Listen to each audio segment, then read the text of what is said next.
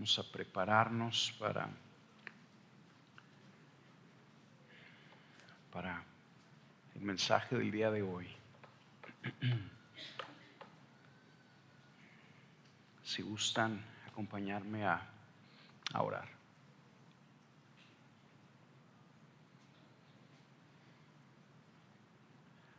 Señor, te quiero una vez más dar las gracias porque nos has congregado en tu nombre. Todos los que estamos aquí por ti, porque tú nos trajiste el día de hoy. Nos trajiste el día de hoy porque quieres dirigirte a nosotros, porque vas a revelarte a nuestras vidas y hablarnos y llamarnos a ti mismo. Por eso te damos las gracias. Te damos las gracias porque nos acercamos contigo confiados de que nos amas y que te deleitas en darnos el bien. Yo quiero pedirte una vez más que me uses para darle el bien a los tuyos. Que tú puedas usarme, Señor, llenarme con tu espíritu para hablarle tu palabra a aquellos que tú amas. A estos hombres y a estas mujeres que somos frágiles. Que antes de que nos demos cuenta estaremos delante de ti, delante del gran trono, rindiéndote cuentas por nuestras vidas. Yo quiero rogarte, Señor, que me uses de nuevo para que yo pueda servirlos de manera que este mensaje contribuya a que mis hermanos y mis hermanas, Señor, estemos mejor preparados para caminar delante de ti.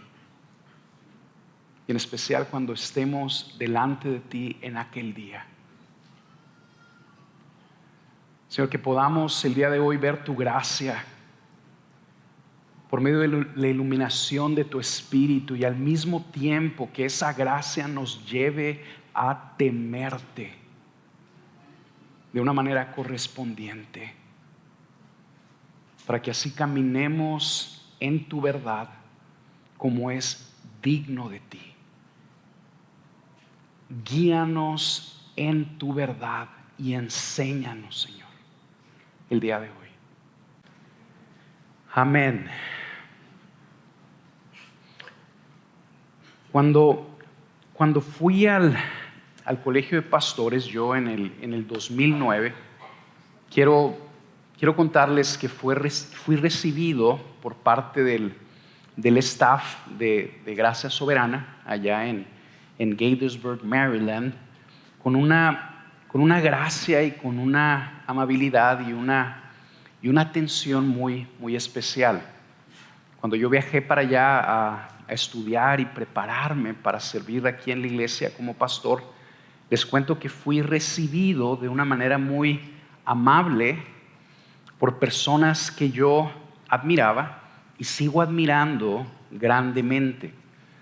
Ellos me recibieron, me mostraron el colegio, las instalaciones, la biblioteca, el plan de estudios, y casi como que pintaron delante de mí todo el programa y toda la riqueza que yo iba a experimentar o disfrutar durante todo el tiempo que iba a estar allá preparándome. Y quiero contarles que de una manera como interesante, el experimentar la gracia de estas personas a quienes yo admiro de una manera, profunda, produjo en mi corazón como una especie de temor. Yo estaba siendo recibido de una manera así muy, muy amable y muy cálida por estas personas respetables, y eso Y eso como que me llevó a temer en cierta manera. Me llevó a concluir que yo estaba delante de una oportunidad única en mi vida y que yo necesitaba responder de una manera adecuada, correcta, a la oportunidad que Dios me estaba dando. El día de hoy vamos a estudiar el Salmo 25 y primero Dios vamos a ver un retrato de la gracia de Dios, de cómo el Señor en su gracia nos recibe y nos trata de una manera en la que no merecemos. Pero al mismo tiempo, con la ayuda de Dios, vamos a darnos cuenta cómo esa gracia nos debe de llevar a temer delante de Dios y a técnicamente buscar aprovechar la oportunidad y la misericordia que Dios nos ha dado al mostrar tanta bondad para con nosotros. Vamos a ver un salmo que fue escrito por David y vamos a ver de una manera, muy interesante cómo David nos muestra la confianza que tenía en Dios en medio de una gran caída en pecado que él tuvo. El contexto histórico del Salmo 25 no lo conocemos de una manera específica.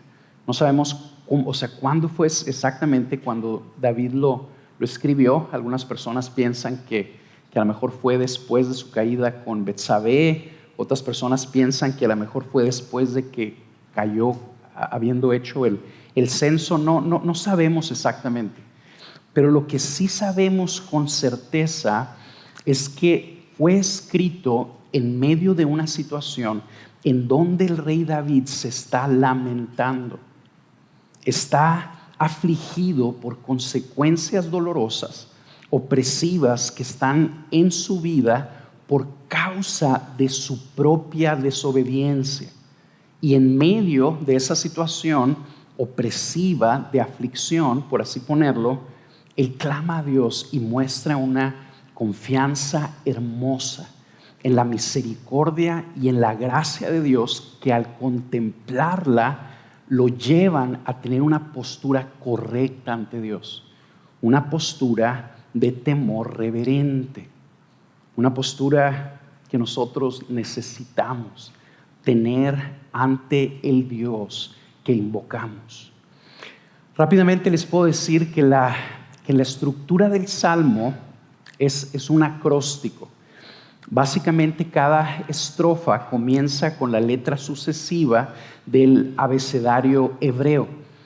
Los comentaristas dicen que es difícil estructurarlo en sus 22 versículos que tiene.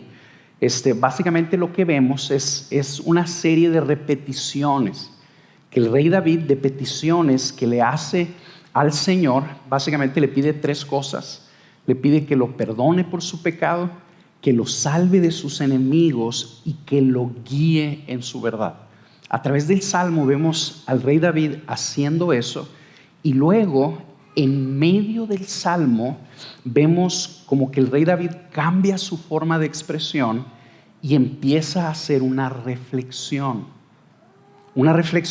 en el carácter de Dios, una reflexión en la bondad de Dios. Y a través de esa reflexión, yo entiendo que aquí está el mensaje principal que el Señor quiere darnos el día de hoy. El rey David nos invita a que temamos a Dios con reverencia. Viendo la organización del Salmo, pensé que la mejor manera de servirlos es, organizando este mensaje es de 2 maneras. Número 1, primero vamos a ver todas las peticiones que el rey David le hace al Señor. Vamos a ver estas peticiones que se repiten y luego, posteriormente, vamos a analizar la reflexión que hace de este carácter del Dios temible. El título del mensaje es Clama al temible. Clama al temible que Él te salvará y guiará. Y lo vamos a ver en 2 puntos como les comenté ahorita, de aquí del Salmo 25. Se los voy a leer completo y luego nos vamos a ir analizando las estrofas así como les comenté. Leo la palabra de Dios. Dice el Salmo 25. A ti, oh Señor, elevo mi alma. Dios mío, en ti confío. No sea yo avergonzado, que no se regocijen sobre mí mis enemigos. Ciertamente ninguno de los que esperan en ti será avergonzado. Sean avergonzados los que sin causa se rebelan. Señor, muéstrame tus caminos, enséñame tus sendas, guíame en tu verdad y enséñame, porque tú eres el Dios de mi salvación. En ti espero todo el día. Acuérdate, oh Señor, de tu compasión y de tus misericordias que son eternas. No te acuerdes de los pecados de mi juventud, ni de mis transgresiones. Acuérdate de mí conforme a tu misericordia, por tu bondad, oh Señor. Fíjense cómo cambia la forma en la que David se expresa. Ya no le está pidiendo nada al Señor, ahora reflexiona. Versículo 8. Bueno y recto es el Señor. Por tanto, Él muestra a los pecadores el camino. Dirige a los humildes en la justicia y enseña a los humildes su camino. Todas las sendas del Señor son misericordia y verdad para aquellos que guardan su pacto y sus testimonios. Oh Señor, por amor de tu nombre, perdona mi iniquidad, porque es grande. Versículo 12. ¿Quién es el hombre que teme al Señor? Él le instruirá en el camino que debe escoger. En prosperidad habitará su alma, y su descendencia poseerá la tierra. Los secretos del Señor son para los que le temen, y Él les dará a conocer su pacto. De continuo están mis ojos hacia el Señor, porque Él sacará mis pies de la red. Luego vuelve a presentarle al Señor sus peticiones. Versículo 16. Vuélvete a mí y ten piedad de mí, porque estoy solitario y afligido. Las angustias de mi corazón han aumentado. Sácame de mis congojas. Mira mi aflicción y mis trabajos y perdona todos mis pecados. Mira mis enemigos, que son muchos, y con odio violento me detestan.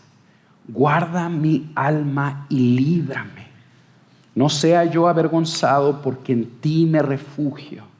La integridad y la rectitud me preserven, porque en ti espero.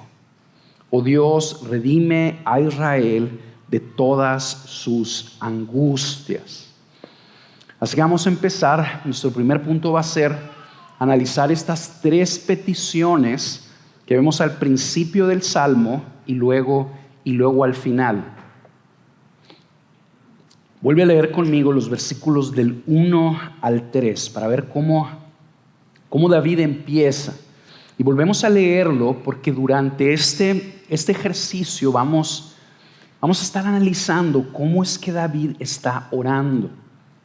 No solo vamos a ver cómo David está orando, sino que vamos a ver la confianza que expresa en el Señor y la reflexión que hace de su carácter. De eso es de donde vamos a recibir nosotros el mensaje que Dios quiere darnos.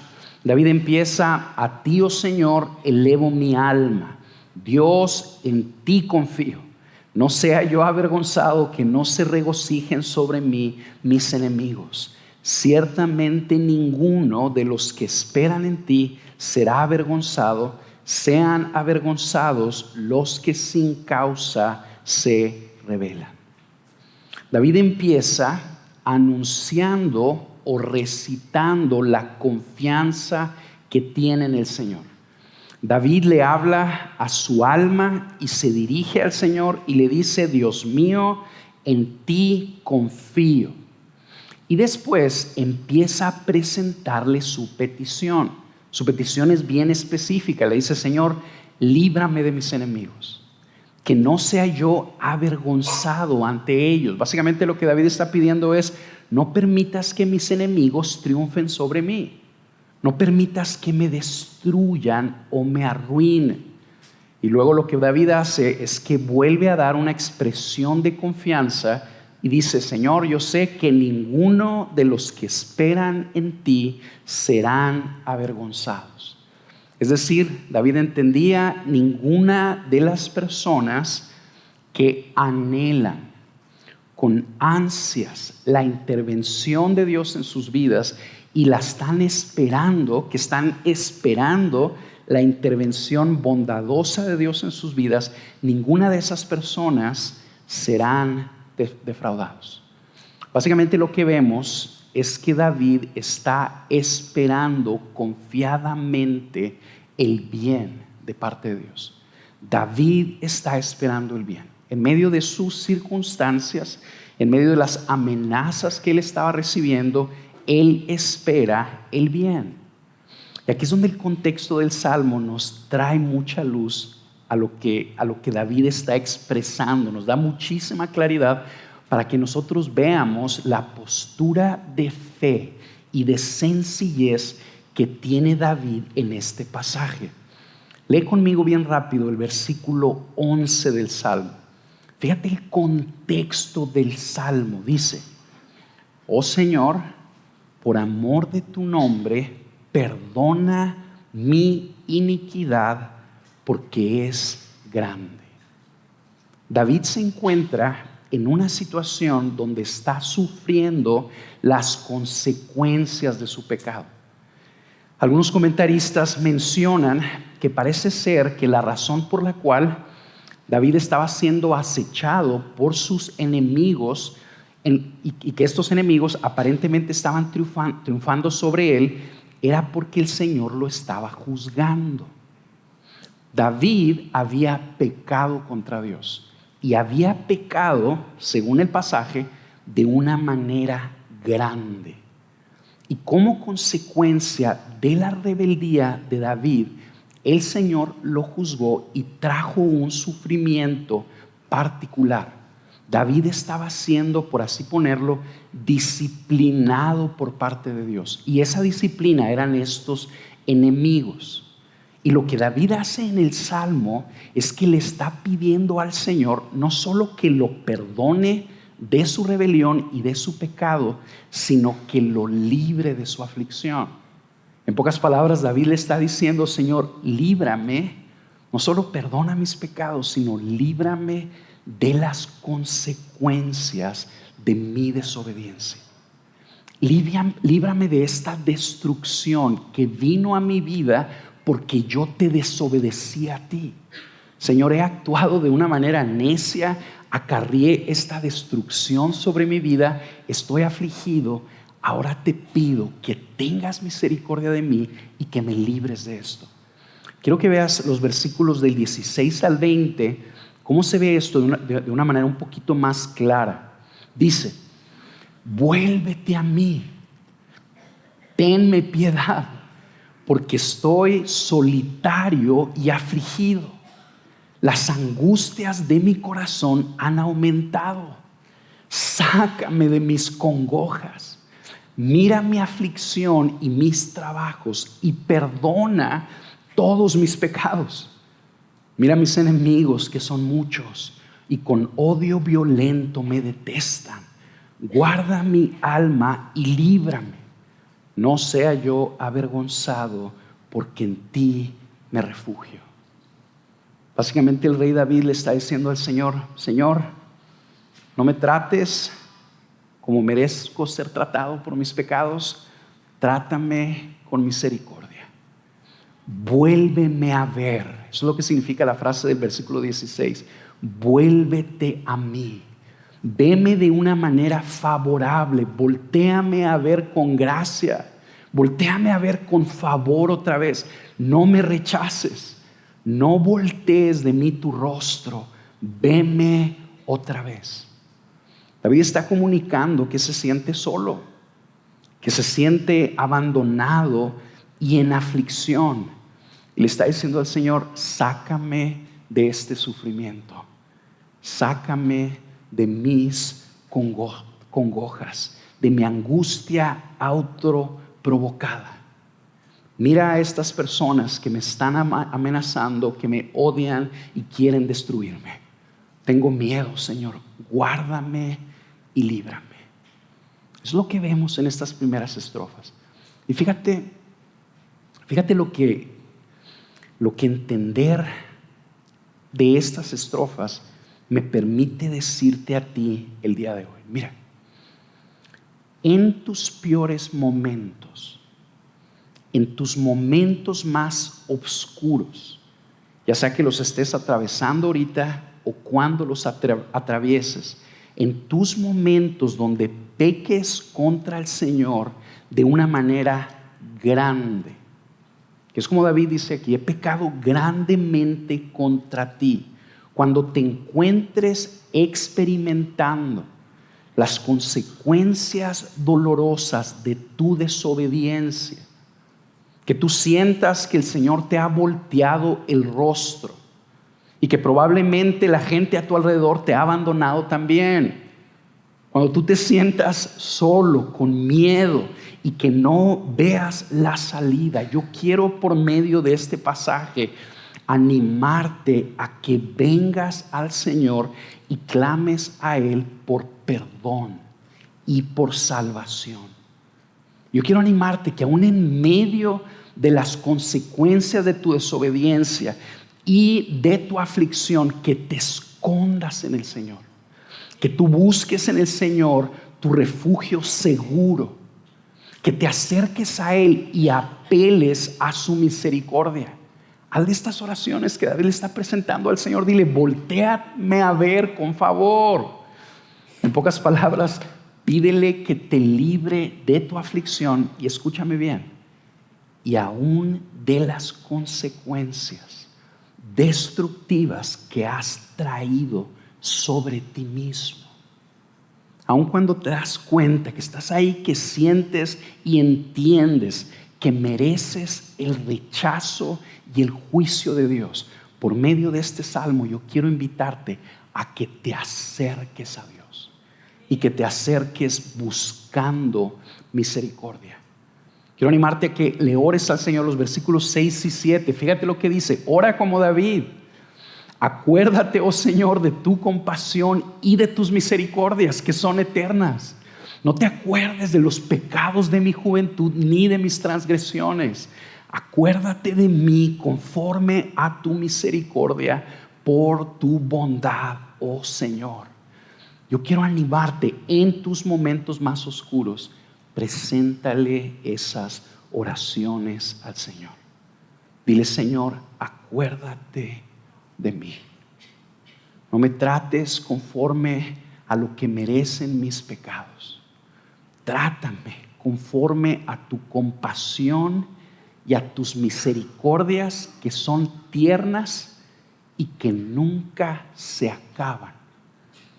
Yo quiero invitarte a que pienses conmigo. Aquí está David afligido y en medio del juicio de Dios que está experimentando, él sigue confiando que Dios lo ama. Y es por eso que se acerca y le dice al Señor, Señor, acuérdate de esas misericordias que me has mostrado en la antigüedad, misericordias que son eternas. Que tú me veas no conforme a mi rebeldía, veme conforme a lo bueno que tú eres. Acércate al Señor confiado también de que Él te sigue amando. Confiado de que no se ha rendido contigo. Confiado de que en medio de tu oscuridad, de tu confusión y de tu soledad, Él se va a presentar ahí contigo. Y te va en medio de esa situación a dar el bien también. Yo quiero invitarte a que clames al Señor y que esperes en Él para que recibas de su parte su perdón y su buena intervención en su vida. que tú esperes cómo la gracia de Dios interviene ahí en tus circunstancias para confortarte, protegerte, salvarte y animarte. Después de esta petición, ya vimos dos peticiones que el rey David le presenta al Señor: perdóname y sálvame de mis enemigos, líbrame de mis consecuencias. Vamos a ver la tercera petición. Versículos 4 y 5 dice: Señor, muéstrame tus caminos, enséñame tus sendas, guíame en tu verdad y enséñame, porque tú eres el Dios de mi salvación, en ti espero todo el día. La tercera petición más bien que el rey David le está presentando al Señor es que le pide que lo guíe, que le pide que le enseñe sus caminos, que le permita conocer sus sendas. Fíjate qué interesante.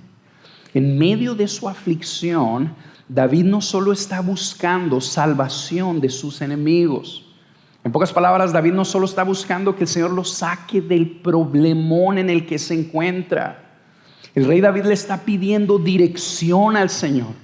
Le está diciendo: Señor, guíame en tu voluntad. Le hace esta oración hermosa: guíame en tu verdad y enséñame. En el idioma original, como que este versículo comunica más de lo que nosotros alcanzamos a ver. Dicen los comentaristas que David está pidiéndole al Señor no solamente que le muestre su camino, sino que haga una obra en él para que David ande en ese camino. Le está diciendo: Señor, muéstrame el camino que tú quieres que yo siga y hazme andar en ese camino. En pocas palabras, provee la iluminación que necesito, Señor. Ilumíname para yo entender con claridad cuál es tu voluntad para mi vida, y dame también el poder que necesito para caminar en esa voluntad. Ayúdame a conocer tu verdad y dame de tu poder para vivir en conformidad con esa verdad. Y es bien interesante de nuevo aquí el contexto que nos muestra el Salmo. Es muy ilustrativo porque el rey David se atreve a hacerle estas peticiones al Señor después de haber pecado contra Él de una manera grave. Yo cuando he resbalado en alguna situación de pecado en mi vida, yo volteo a ver al Señor y no puedo ni levantar mi rostro. No sé si te has visto en una situación así también, donde tú dices: no puedo ni verlo. Yo soy así como el publicano que le digo: Señor, apiádate de mí. Aquí el rey David no solamente hace eso, sino que se dirige a él y le dice: guíame. Y no solo guíame, sino transfórmame. Y la razón por la que se atreve a hacerle esas peticiones al Señor es porque lo conoce. Porque conoce a su Dios. Fíjate cómo lo llama: el Dios de mi salvación. En pocas palabras, la forma en la que el rey David se relacionaba con Dios era en base a su salvación. El rey David le dice a Dios: tú eres el Dios de mi salvación, tú eres mi Salvador, por eso es que espero en ti el bien. David entendía que el Señor no solamente era un maestro para él o un padre para él, sino un Salvador. Lo que nosotros estamos viendo aquí, hermanos, es que David está arrepentido genuinamente de su rebeldía. Él no solamente está apelando a la misericordia de Dios, no solo está apelando que el Señor lo libre de sus consecuencias, sino le está diciendo: Señor, ya no quiero seguir la ruta que me trajo a este problemón y a este lío en el que me encuentro. Ya no quiero seguir esa ruta. Muéstrame la ruta a tu buena voluntad para mi vida. Y no solamente me la muestres, sino haz una obra en mí que me ayude a seguir tu voluntad, para que pueda yo caminar en tu bondad. El rey David quiere ver la buena voluntad de Dios para su vida. Quiere ver la prosperidad y el bienestar que se encuentra en los caminos del Señor. Es por eso que le dice: muéstrame la ruta, muéstrame tus sendas y hazme caminar en ellas. Guíame en tu verdad y enséñame. Luego en el versículo 21, como que repite esta oración también. Fíjate lo que dice: la integridad y la rectitud me preserven, porque en ti espero. El rey David le está diciendo al Señor: Señor, tú obra en mí para que la integridad que tú demandas de mí, para que la rectitud que tú demandas de mí me preserven y me impidan pecar contra ti. Dicen los comentaristas que probablemente lo que está haciendo el rey David aquí es que le está diciendo al Señor: Señor, líbrame de buscar una ruta fácil para destruir a mis enemigos. Líbrame de yo buscar mis propias metodologías. Líbrame por medio de mis propios recursos de buscar una salvación de mis enemigos, de manera que yo termine haciéndoles daño a ellos y tratándolos injustamente. Líbrame de pecado. Más bien que la integridad y la rectitud me preserven. Yo espero mi salvación en ti. Líbrame de actuar conforme a mis propios medios y espero en ti. Fíjate lo que esta segunda petición nos permite concluir. El Señor, hermanos, es bien bueno y siempre se relaciona con nosotros en base a su gracia y a su salvación. Nunca nos vamos a graduar tú y yo, escúchame bien. Nunca nos vamos a graduar de necesitar en el Señor un Salvador. Nunca. Nunca vas a dejar de necesitar un Salvador. No es así como que tú vives en rebeldía y en pecado, te arrepientes de tus pecados, el Señor te perdona, te salva, te une a Cristo y luego tú ya no necesitas un Salvador. No. El testimonio bíblico es que nosotros necesitamos un Salvador en toda nuestra travesía en este mundo. El Señor es el Dios de nuestra salvación el día de hoy. Y Él va a ser el Dios de nuestra salvación para siempre. Aun cuando estemos en el reino de los cielos, así lo vamos a estar llamando. Le vamos a estar diciendo: tú eres el Dios de mi salvación. Yo estoy aquí por ti, no por mis méritos, sino por tu salvación. Tú y yo nunca vamos a dejar de necesitar su gracia. Y la buena noticia, hermanos, es que su gracia siempre va a estar disponible para nosotros porque es eterna. Es una gracia eterna. Ahora fíjate esto, mira. Una de las maneras en la que esta gracia dulce se manifiesta en nuestras vidas también, no solamente es perdonándonos, no solamente es librándonos de nuestros enemigos, sacándonos de los problemones en los que tú y yo nos metemos por nuestra necedad. No solo es eso, sino donde el Señor también nos guía y nos enseña sus caminos. En pocas palabras, cuando el Señor nos ilumina y nos dice: mira, quiero que sigas esa ruta y quiero que sigas esa ruta para que te vaya bien. Yo puedo contarles que esta petición a mí me encanta y probablemente es una de las peticiones que más le presento al Señor. Señor, guíame en tu verdad y enséñame. Guíame en tu verdad y enséñame. Por un lado, ¿por qué? Porque yo soy un hombre mortal. Un hombre que entiende que pronto su vida, al igual que la tuya, va a terminar. Y que antes de que me dé cuenta, voy a estar delante de Dios rindiéndole cuentas por la forma en la que yo respondí a su Hijo Jesucristo. recordar esto, hermanos, que yo trato de hacerlo de una manera continua, a mí me empuja, me presiona y me hace decirle al Señor: Señor, guíame en tu verdad, muéstrame tu voluntad y enséñame. Básicamente yo frecuentemente, yo quiero invitarte a que tú hagas lo mismo. Yo le pido frecuentemente al Señor: Señor, ayúdame a seguir a tu Hijo Jesús fielmente. Yo quiero seguir a tu Hijo, quiero seguir a Cristo, no una caricatura evangélica de Jesús, no una caricatura que nosotros mismos hemos armado con aquello que nos gusta de Jesús, sino a la fotografía fiel de Cristo en su palabra, al verdadero Jesús. Es por eso que yo le digo: Señor, guíame en tu verdad, enséñame. No quiero yo conformarme con esos aspectos que me gustan y dejar a un lado lo que no me gusta. Quiero seguir al Cristo completo. Quiero seguirte de una manera fiel. Y yo quiero invitarte a que tú hagas lo mismo.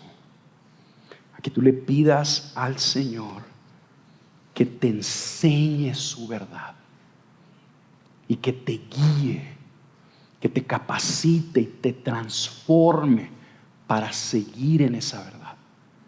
De manera que cuando tú y yo nos encontremos delante del gran trono, rindiéndole cuentas, podamos estarlo alabando con gozo. Amén. Por otro lado, también les confieso que le presento al Señor esta petición muy seguido, porque en ocasiones no sé cómo seguir su voluntad, especialmente en circunstancias en donde me meto en problemas. A veces cuando hago algo que no debo de hacer, ¿verdad? Meto la pata como pastor y me meto en problemas, y luego hay como un lío delante de mí. Le digo: Señor, bueno, ¿ahora qué hago? ¿Cómo arreglo esto, Señor? ¿Cómo corrijo este desastre? ¿Cómo te honro ahora? ¿Cómo te sigo aquí? Muéstrame tus caminos. Enséñame tus sendas. Muéstrame tu voluntad. Dime cómo se ve el arrepentimiento en esta área de mi vida. Acuérdate de esto. Arrepentirte no es nomás que te des golpes de pecho y que le pidas al Señor que te perdone porque te sientes mal, porque lo desobedeciste. El arrepentimiento es volvernos al Señor. Y es por eso que tú y yo necesitamos pedirle al Señor en situaciones específicas: muéstrame tus caminos en esta área y dime cómo te honro. Y el Señor te lo va a mostrar. Y el Señor te lo va a mostrar. El Señor se deleita, hermanos, en escuchar estas peticiones y en contestarlas. Necesitamos recordar quién es el Dios al que estamos invocando. Él no solo es un Dios que nos perdona y nos ayuda en nuestra aflicción, sino es un Salvador paciente. Un Salvador paciente que nos toma y nos muestra su buena voluntad y luego nos ayuda a caminar en ella. Yo quiero invitarte a que clames al Señor, que Él te guiará y te mostrará el camino en que debes andar. Bien, habiendo visto las peticiones en el tiempo que nos queda, vamos ahora a analizar la reflexión central que hace el salmista. Acuérdense, cuando leímos el Salmo vimos cómo la forma en la que David se expresaba cambió. David en los versículos centrales dejó de presentarle peticiones a Dios y empezó a reflexionar en su carácter. Vamos viendo aquí en estos versículos del 8 al 15 qué es lo que el Señor quiere decirnos. Este es nuestro segundo punto. Vamos empezando con el versículo 8. Dice: bueno es el Señor, bueno y recto es el Señor, Por tanto, Él le muestra a los pecadores el camino. Aquí, como les dije, David está reflexionando en el carácter de Dios. Y David lo reconoce como alguien bueno, como alguien recto, es decir, como una persona bondadosa y justa a la vez, como una persona que se complace en darle el bien a otros y que al mismo tiempo es alguien honorable, moralmente puro y justo. Es alguien que extiende bondad y alguien que se conforma a su propia ley. Y luego nos dice una expresión hermosa. Yo la leo y me llena de esperanza. Dice, Él le muestra a los pecadores el camino. Él le muestra a los pecadores el camino.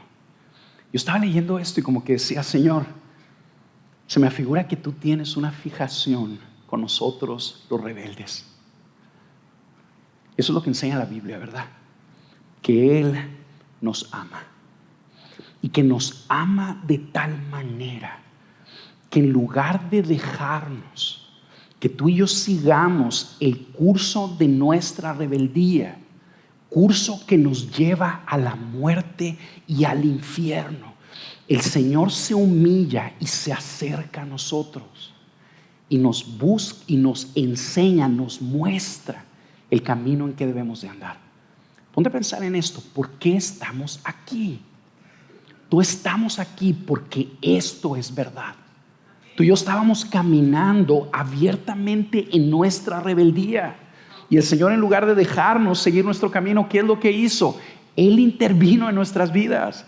Intervino sin que tú y yo lo estuviéramos buscando. ¿Y qué es lo que hizo? Nos mostró a su Hijo Jesús. Yo leo esto, hermanos, y yo aquí encuentro la esperanza de los pecadores. Aquí está la esperanza por la cual una persona como yo va a llegar al reino de los cielos. ¿Sabes cuál es esa esperanza? El carácter de Dios. No mi obediencia, no mi moralidad, no mis buenas intenciones, sino el carácter de este Dios tan grande y tan santo. El carácter bueno de este Dios justo y misericordioso que está dispuesto a salvarnos y acercarse a nosotros y a mostrarnos el camino que debemos seguir. ¿Sabes dónde vemos eso más claramente? En la persona de Jesús. Jesús es la encarnación de este versículo. Jesús es Dios haciéndose hombre, viniendo ¿a qué? A mostrarnos a nosotros los pecadores el camino que debemos seguir. Y es por eso que lo único que tenemos que hacer es creer en Jesús y seguirlo. Así de sencillo. Si tú confías en Jesús y lo sigues, verás la vida eterna, porque ahí es hacia donde el Señor nos lleva. Después de eso, versículo 9, fíjate lo que dice el versículo 9: dirige a los humildes en la justicia y enseña a los humildes su camino. En las siguientes estrofas parece que el rey David está reflexionando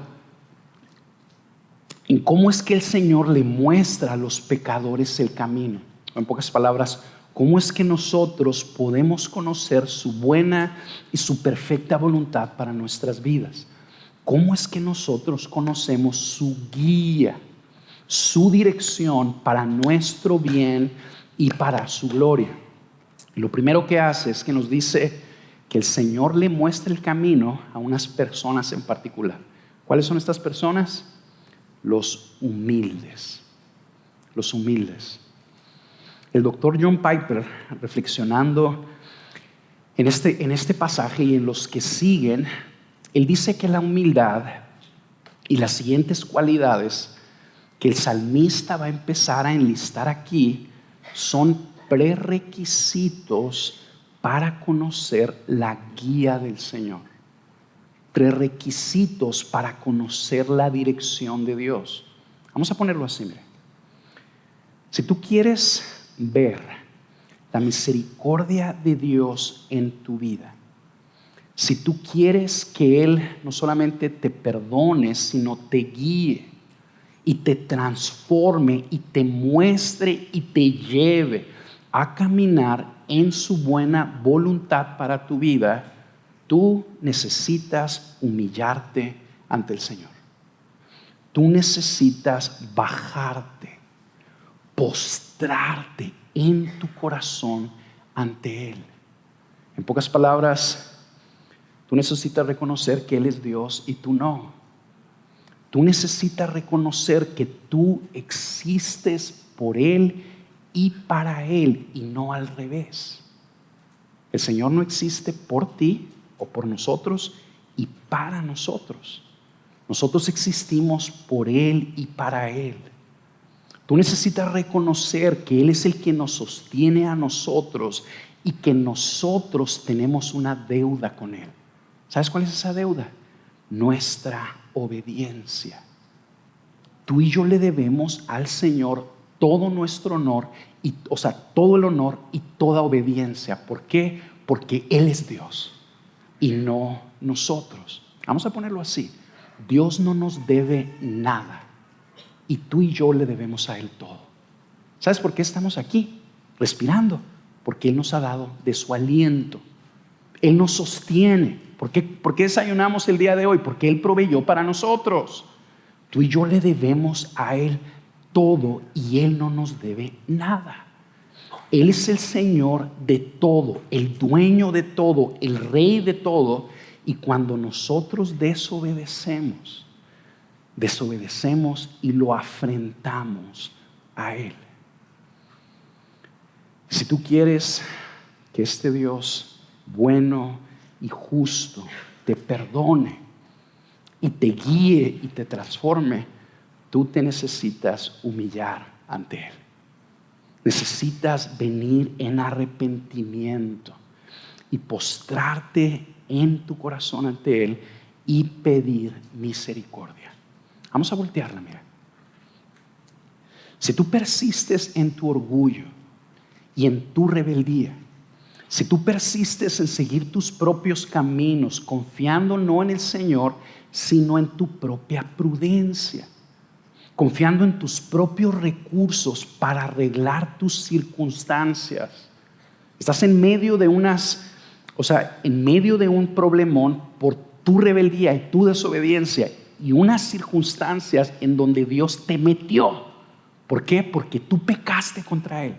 Si en medio de esa situación lo que tú estás buscando es ver cómo arreglar las circunstancias con tus recursos, en lugar de humillarte ante el Señor y pedir misericordia, ¿sabes qué va a pasar? Ahí te vas a quedar. Ahí te vas a quedar. Dios en su bondad te ama y en su bondad va a permitir que tú te sigas topando con pared. Y Él va a permitir que esas consecuencias que tú estás experimentando por tu rebeldía te sigan robando y te sigan dañando y sigan dañando a los tuyos. ¿Hasta cuándo? Hasta que reconozcas tu necesidad de su salvación y te humilles ante Él. Fíjate esta fotografía. Este Dios misericordioso, que es paciente con nosotros, ante el cual el rey David se atreve a decirle: sálvame de mis juicios, de tus juicios, sálvame de las consecuencias que yo he acarreado sobre mí mismo por mi necedad, ayúdame. Fíjate lo que estamos viendo. Si tú, en lugar de apelar a ese Dios, buscas salir por tus propios medios, lo estás afrentando a Él. Lo único que va a pasar es que Él va a permitir que tú continúes ahí hasta que entiendas que lo necesitas. Versículo 10. Todas las sendas del Señor son misericordia y verdad para aquellos que guardan su pacto y sus testimonios. En la siguiente estrofa, David nos enseña quiénes son aquellos que verán en su vida, en sus caminos, la misericordia y la verdad de Dios. Otra forma de traducir la palabra verdad ahí es fidelidad. En pocas palabras, David nos está diciendo: ¿Quiénes son aquellos que van a ver la fidelidad del Señor en su vida, protegiéndoles, proveyéndoles y salvándolos de sus enemigos? David los está describiendo. ¿Quiénes son las personas que ven el bien de Dios y ven la protección de Dios y la guía del Señor? ¿Quiénes son? Ahí dice bien clarito: aquellos que guardan su pacto. ¿Qué es eso?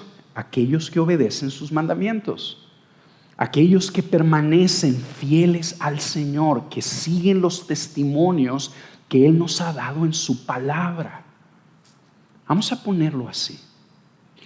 Es incorrecto concluir, hermanos, que el Señor extenderá gracia y perdón y librará del juicio a aquellas personas que buscan el perdón y la misericordia de Dios, pero que no abandonan sus malos caminos. Digo, qué curioso, a veces nos pasa eso. A veces nos damos cuenta que nos hemos rebelado contra Dios, sentimos, experimentamos su juicio, pedimos perdón y misericordia, pero aquí nos quedamos en nuestros malos caminos.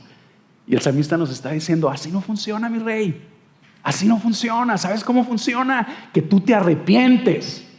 ¿Y cómo te arrepientes? Tú abandonas tus malos caminos y tú guardas el pacto, tú sigues los testimonios. Aquellas personas que ven la bondad y la fidelidad de Dios en sus vidas, ¿quiénes son? Los que guardan el pacto, los que siguen sus testimonios. El quedarnos con esta fotografía incompleta del Evangelio, hermanos, no es caminar en la verdad. Digo, qué curioso. Miren, nosotros somos una iglesia que ama la gracia, porque la vemos en el Nuevo Testamento y en toda la Biblia. Vemos la gracia y nos encanta poner la gracia de Dios delante de ustedes. Por eso nos preguntamos y decimos: Señor, ¿no estará pasando que algunas de las personas que nos están escuchando están concluyendo que este Dios de gracia les va a extender gracia a ellos cuando ellos no se han arrepentido de sus pecados y no han abandonado sus malos caminos? Eso no es seguir la verdad. La verdad es que tú entiendes que te has rebelado contra el Señor. Tú te humillas ante Él. Tú le dices: Señor, yo no puedo corregir esto. ¿Sabes qué no puedo corregir? En primer lugar, la muerte que mis pecados merecen, porque yo me rebelé contra ti y merezco tu maldición. No puedo, estoy perdido. Pero tú vienes a los pies de Jesús y le dices: Dios de mi salvación, ten misericordia de mí. No me trates conforme a mis pecados, sino conforme a tu carácter. Sálvame conforme a tu compasión. Olvídate de mi maldad y acuérdate de tu bondad. No pongas tus ojos en mí, pon tus ojos en lo bueno que tú eres y perdóname, sálvame.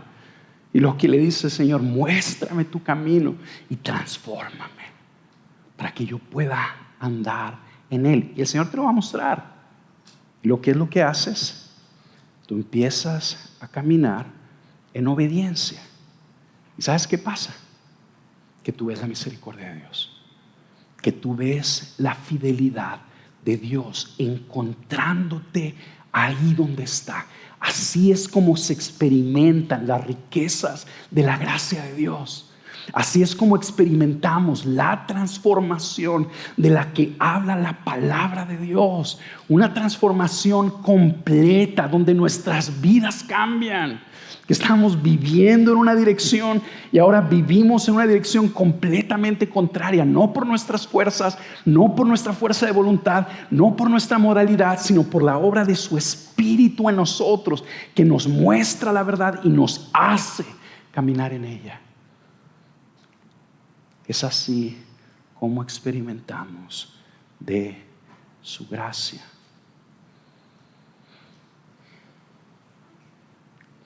Bien. Ya me perdí aquí. Sí, bueno, continuamos.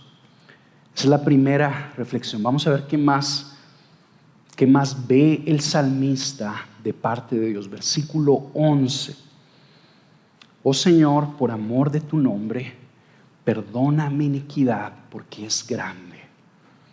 Y luego reflexiona, dice, ¿quién es el hombre que teme al Señor? Él instruirá en el camino que debe escoger. En prosperidad habitará su alma y su descendencia poseerá la tierra. Los secretos del Señor son para los que le temen y Él les dará a conocer su pacto. De continuo están mis ojos hacia el Señor porque Él sacará mis pies de la red. Básicamente, el rey David está repitiendo lo que estuvimos viendo. El rey David se arrepintió de su pecado. Se arrepintió. Buscó el perdón de Dios y el Señor lo perdonó. ¿Qué quiere decir eso? Que el Señor borró de su récord su pecado y que no recordó más su maldad. Veía a David sin relación con esa maldad, lo perdonó. En pocas palabras, el Señor veía a David sin relación a ese pecado, como si nunca lo hubiera cometido. Ese es el perdón de Dios. Así es como Dios perdona. Dios te perdona y te limpia de tu maldad y ahora te ve como si nunca hubieras pecado. Cuando David entendió eso, temió. El resultado de que David entendió que había sido perdonado es que temió al Señor. El experimentar la gracia lo llevó a una postura de temor reverente ante el Señor. Es como si el rey David hiciera, pues, ¿quién es este Dios? ¿Quién es este Dios poderoso, tan poderoso, que tiene las naciones en sus manos, que utiliza a mis enemigos, aquellas personas que me aborrecen, para cumplir su propósito en mi vida? Él me los envió. Él los está levantando contra mí porque yo me rebelé contra Él. ¿Quién es este Dios tan poderoso, tan santo, tan justo, que me perdona de esta manera? Que me perdona de una manera completa y que borra mi maldad y que me ve como si nunca hubiera pecado. Esa es la experiencia de toda persona que tiene un encuentro con Jesús. ¿Por qué? Porque en Cristo encontramos ese perdón. Y es la sangre del Hijo de Dios la que los lava a nosotros de todos nuestros pecados. Y luego tú y yo empezamos a experimentar que Dios nos ve como si nunca hubiéramos pecado. Porque nos ve tan limpios como Jesús. Entender esto nos debe de llevar, hermanos, a una postura de temor reverente ante el Señor. Eso es lo que David está preguntándose aquí. ¿Quién es el hombre que teme al Señor? ¿Quién es el hombre? Nosotros pudiéramos contestar esa pregunta a lo mejor de esta manera. ¿Quién es el hombre que teme al Señor? Es uno que ha sido iluminado por el Espíritu Santo. Es una persona que ha recibido la gracia salvadora del Señor. ¿Por qué? Porque la Biblia nos dice que el temor a Dios no es natural. El libro de Romanos nos dice que ninguna persona en su carne tiene temor de Dios. En pocas palabras, el hombre que teme al Señor es uno que lo conoce, que ha tenido un encuentro con Él, que confía en Él, que sabe que es un Dios de gracia, un Dios santo, pero que al mismo tiempo es exigente a la vez. No solamente es un Dios de gracia, sino un Dios santo y un Dios justo y exigente a la vez. El hombre que teme al Señor es uno que no lo ve con familiaridad, aunque se acerca al Señor con confianza. Así como el rey David se acercó en el versículo 1, Dios mío, en ti confío. Aunque se acerca apelando al carácter de Dios, no lo ve con familiaridad. sino que aún en su confianza se acerca como temblando ante el Señor, en su interior. Es una persona que entiende que su vida, que su muerte, que su salvación, que su condenación está en sus manos. Y no solo mi salvación y mi condenación, sino la de mi familia. Esa persona entiende, está en sus manos. Entonces se acerca entendiendo que está totalmente a su merced. El hombre que teme al Señor no ve el pecado como algo trivial. El hombre que teme al Señor, aun cuando nadie lo está viendo, sabe que Dios lo está viendo. Y no ve el pecado como algo trivial, sino que le da el peso correspondiente. Ve el pecado como esto que ofende a este Dios santo, a un Dios que juzga y que en su gracia disciplina. Ese es el hombre que teme al Señor. Es un hombre que entiende que la forma en que el problema de sus pecados fue solucionado no es simple y sencillamente por una decisión que Dios tomó de extender misericordia, sino porque envió a su Hijo Jesús a morir en una cruz para pagar nuestros pecados. El hombre que teme al Señor ve el pecado con relación a Jesús. Ve al pecado y ve al Hijo de Dios clavado en una cruz por ese pecado. El hombre que teme al Señor, aquí nos está diciendo el salmista, ese es el que va a ser instruido por Dios de una manera personal. El hombre que teme al Señor es el que a esa persona el Señor lo va a guiar de una manera personal, ahí con él, y le va a mostrar el camino que debe escoger. ¿Tú quieres que el Señor te muestre el camino que tú debes de escoger? Tú y yo necesitamos crecer en temor a Dios, porque es al hombre que le teme. Quiero que lo veas. ¿Quién es el hombre que teme al Señor? Versículo 12. Él le instruirá en el camino que debe escoger. En pocas palabras, hay una gama de caminos delante de este hombre. El Señor le dice de una manera personal, ese es el mejor camino para ti. Y lo lleva a andar por ese camino. Ese es el hombre que va a ver la bendición de Dios en su propia vida. Y no solo en su vida, sino en la de su descendencia.